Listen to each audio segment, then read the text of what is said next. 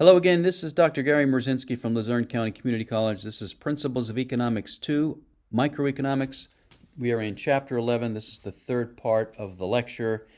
In this video, we're going to talk about coordination among oligopolists. Why would they do it? What might be the outcome?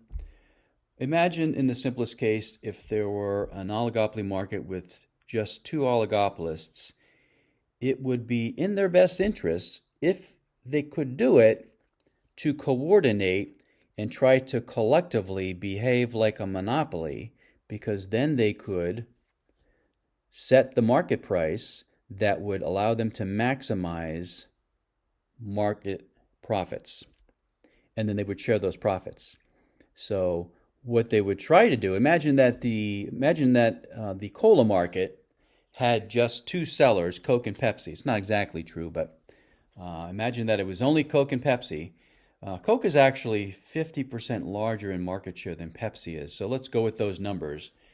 What they would do is they would collectively agree to set the price of a can of Coke, or maybe a case of Coke, however they're going to do it, or Pepsi, and then figure out what is the corresponding market quantity demanded at that price, produce that quantity, and sell it at that price.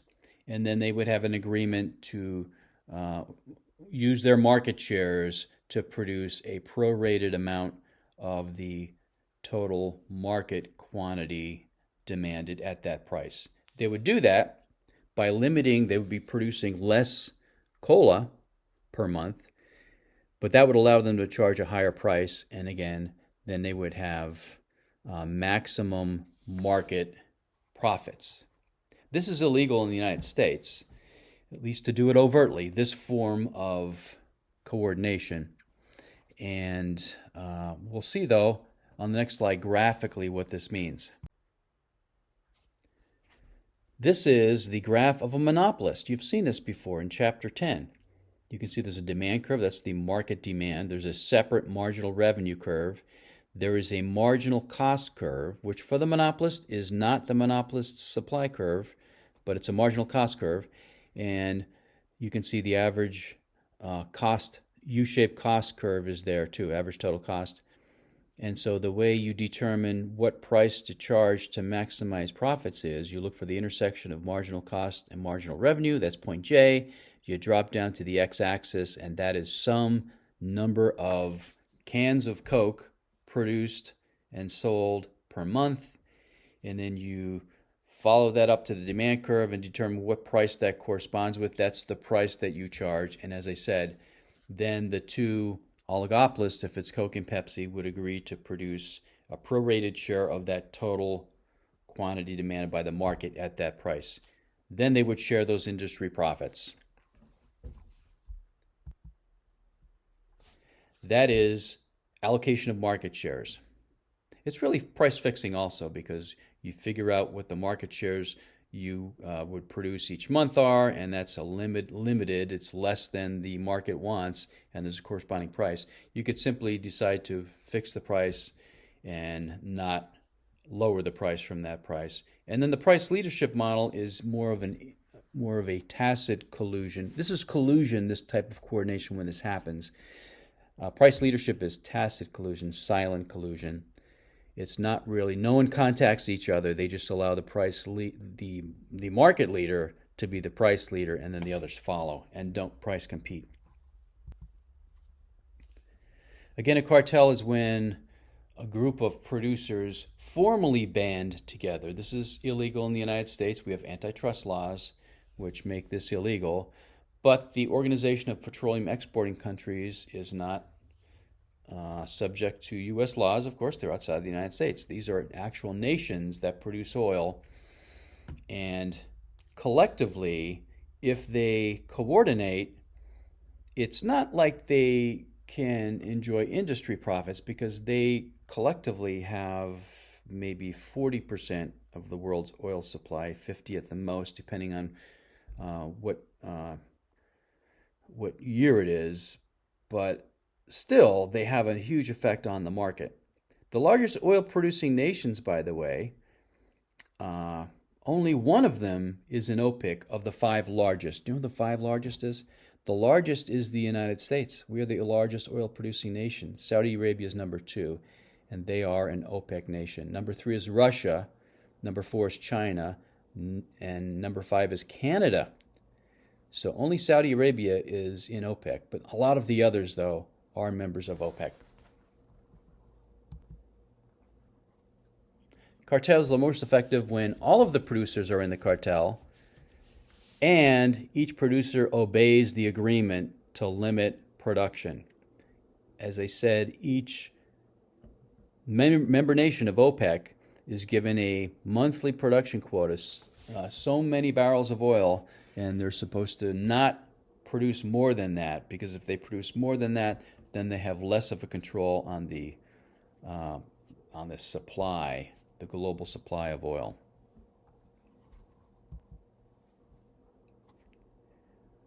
Let's talk about some of the barriers to entry that could make a market an oligopoly market. We'll go through each one of these. We've talked a little bit about these already, but we'll talk some more. Patents can be barriers to entry in a market.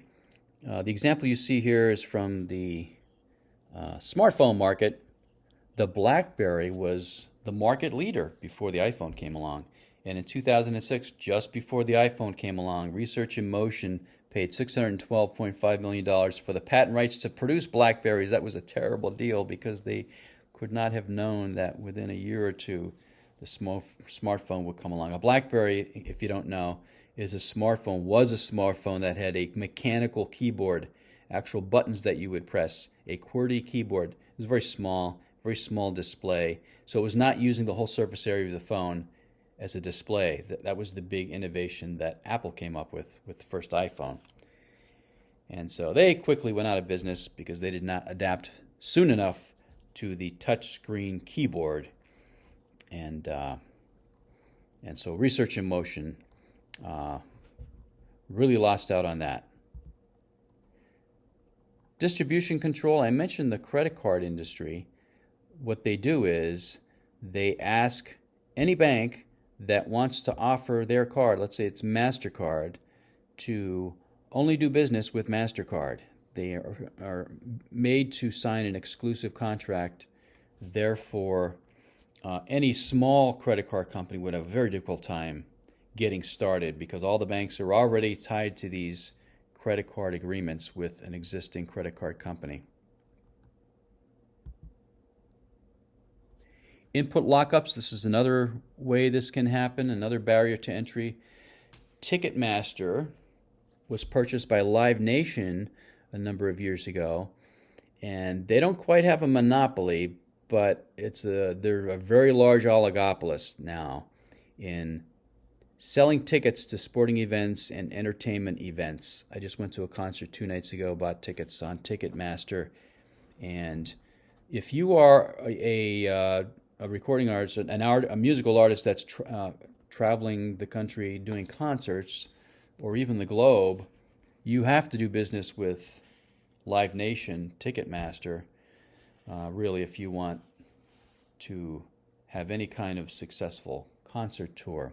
And so me as the customer buying tickets, I have to go to Ticketmaster and buy my tickets there.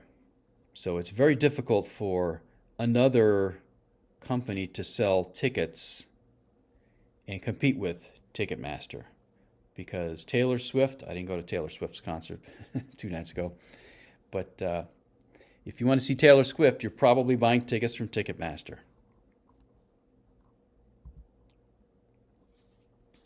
The beer industry became such a concentrated oligopoly because of mergers and acquisitions.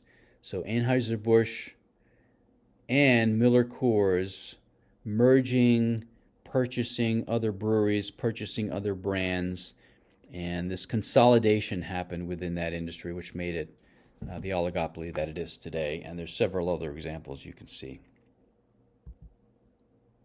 Sometimes government regulation is a barrier to entry.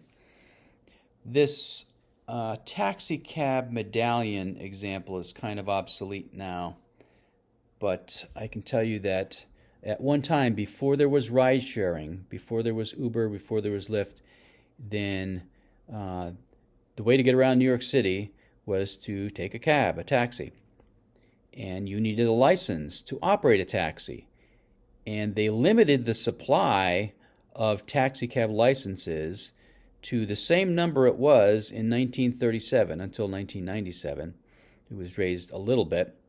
And so that's limiting the supply of these licenses. And you could sell your license to someone else if you were a holder of a license. Well, the market value of one of these licenses, one of these taxi medallions, was $1 million. And supposedly Michael Cohen, interestingly, he was the private attorney and fixer working for Donald Trump before he became president. Supposedly, he lost a lot of money because they had money invested in these taxi medallions, which then became much less valuable when taxis had to compete with Uber and Lyft. Non-price competition can be a barrier to entry. Think again of Coke and Pepsi, who spend hundreds of millions of dollars on advertising. It's very difficult to break into the cola market as a small producer, relatively small producer, if you can't afford to compete with that kind of advertising, to even create awareness of your brand in the marketplace.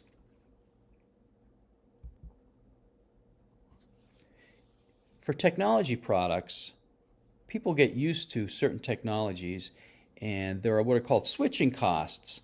People don't want to switch because they don't want to have to learn how to use a new technology.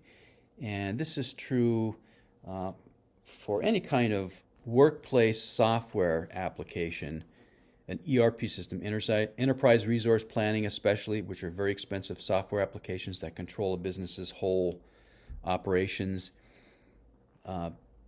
Companies don't switch ERPs very often because the switching costs. You've got to train all of your workforce on this new application. Even if it is less expensive, you got to spend money on training. Everybody has to learn how to. So they don't do that very often.